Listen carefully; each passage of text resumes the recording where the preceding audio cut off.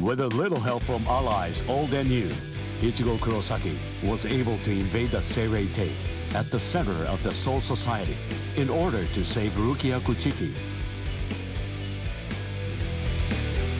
Despite the growth his allies saw in the battle against powerful foes, the road to rescue Rukia was a long one, with Uryu Ishida and Yasutora Sado passing out along the way.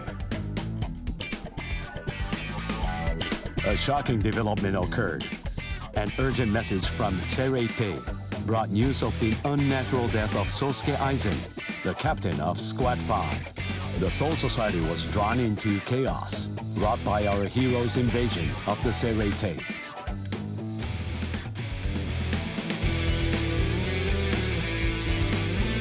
Some 13 Court Guard Squad captains aimed for our heroes. Others changed their thoughts after encountering Ichigo. Others have doubts about their comrades as the situation unfolds.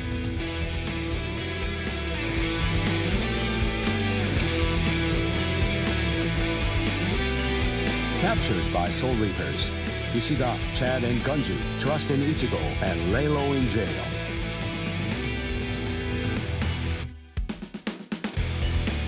Meanwhile, Ichigo trained with Yoruichi to achieve the true might of a Soul Reaper, the Bankai.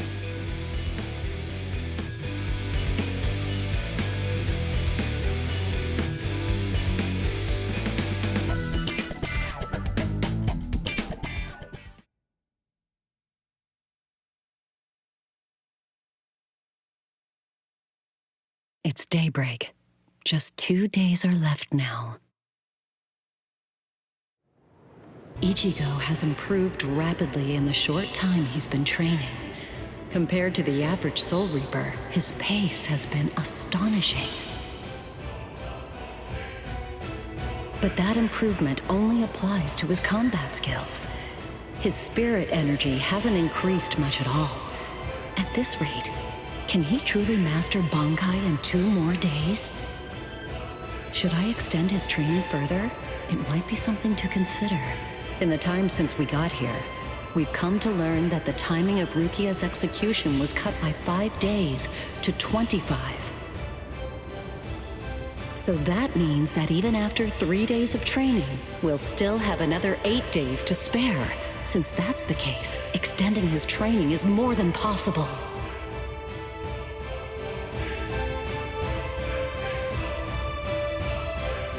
But should I? That's the real question.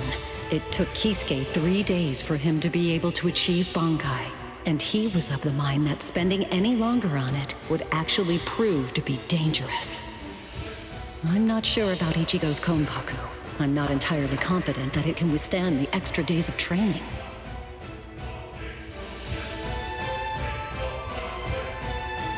I know. I'll give it 1 more day. If there's no change in his spirit energy in that time, I'll just have to take the risk.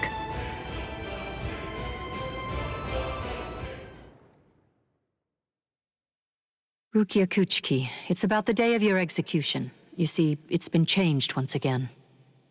The execution will be tomorrow.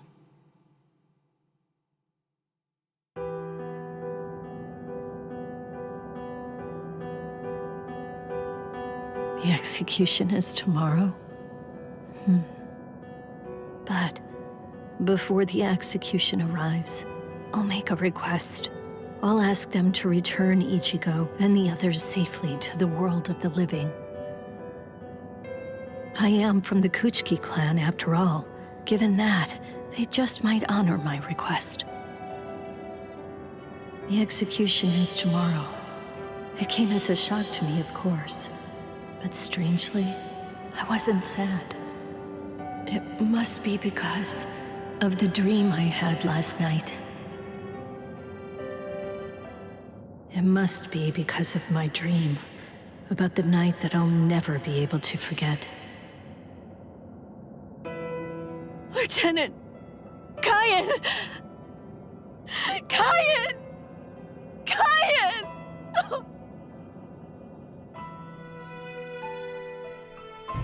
That memory. It's one from when I've just become a Soul Reaper. A memory of days long past. After I was adopted into the Kuchki clan, I was given special treatment, and I was allowed to enlist in Squad 13. The other squad members almost immediately singled me out and became cold. They began to distance themselves from me, except one. The only person who made me feel like I belonged was none other than Kayan Shiba. He was Squad 13's lieutenant. He was also my immediate superior. It was an ordinary greeting, an ordinary chewing out, an ordinary relationship between superior and subordinate. But ordinary was exactly what I wanted.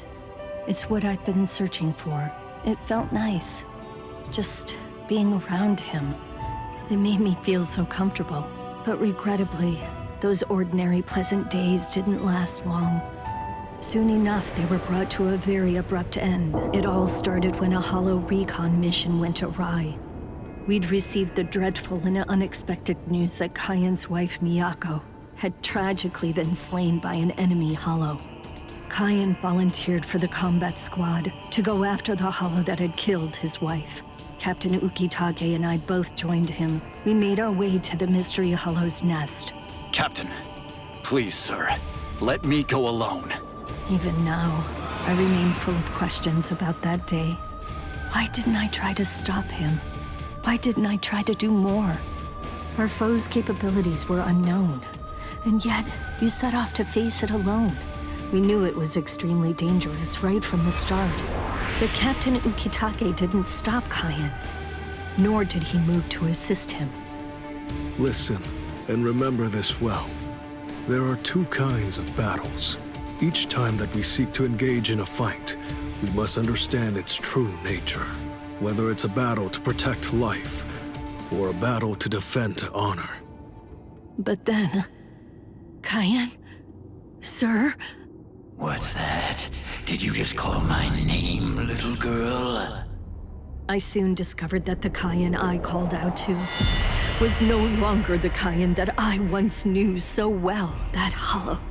It possessed the ability to take over another person's body.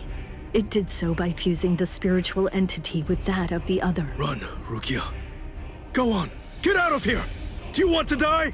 When I heard the sound of Captain Ukitake's voice, I simply fled. Why, I asked myself, why is this happening? Lieutenant Kayan! But before I realized what I was doing, I had returned to face it again. Of course, I had no plan in mind at all. Deep down, I knew that I couldn't just give up and run away. I knew I had to do whatever I could to try and save the lieutenant. Kill him! Do it! He isn't Kayan anymore! From that point onward, my memories aren't very clear. But I knew that when I came to, my Zanpak toe was embedded in Kayan's chest. His form slumped over my shoulder. Captain, thank you very much. I appreciate you allowing me to fight. Rukia, I owe you an apology. I'm sorry that I ever got you into this mess. You must have been scared. Thank you. I'm grateful. Because now, I can leave my heart behind. No. There's nothing to thank me for. Nothing at all. I ran away because I was afraid to fight against you. The fact is, the only reason that I came back is because I couldn't stand my own cowardice. I only used my blade because I couldn't bear it any longer. I couldn't stand to see you suffer. I did it all out of selfishness. I did it for myself.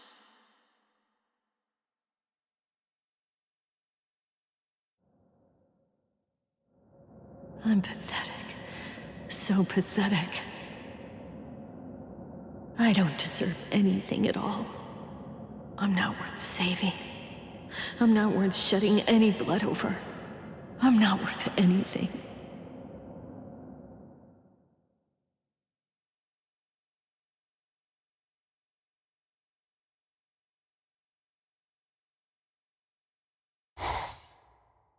Byakuya! We have a problem. Rukia's executioners... I know. The Hell Butterfly informed me about it just a short while ago. So, what then? What of it? What? The execution is tomorrow. If that is the decision, then I have no choice but to accept it. Don't bother me with such petty matters. Now, if you'll excuse me. Why, you're heartless! Didn't you hear what I said? Doesn't it mean anything to you? It's tomorrow! Tomorrow! By noon tomorrow, your very own sister will be...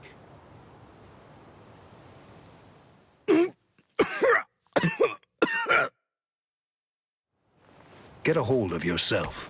You're going to shorten your life, Jushiro. Once you've allowed one of your people to die, frankly, 2 or 3 more really don't make any difference. In any case, she's a member of my family. It really has nothing to do with you. It's not your concern whether she lives or dies. Please don't do anything foolish.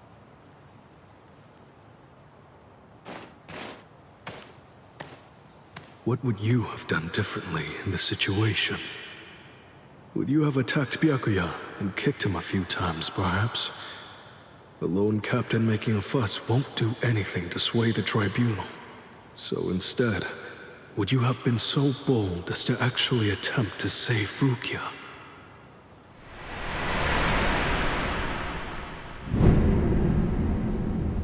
No, most likely you wouldn't have done either of those things. It seems to me that whenever you were faced with a decision, you always chose the path of greatest peril.